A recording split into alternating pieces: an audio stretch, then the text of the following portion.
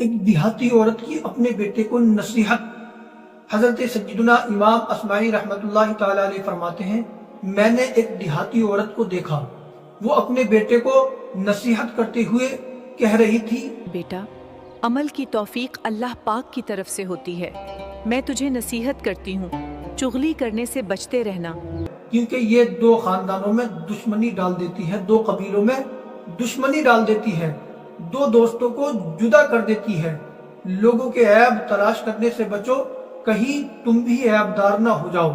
عبادت میں دکھاوا نہ کرنا، مال خرچ کرنے میں کنجوسی کرنے سے بچتے رہنا، لوگوں کے انجام سے سبق حاصل کرنا، لوگوں کا جو عمل تمہیں اچھا لگے اس پر عمل کرنا، اور ان میں جو کام تمہیں برا لگے اس سے بچتے رہنا، کیونکہ آدمی کو اپنے عیب نظر نہیں آتے۔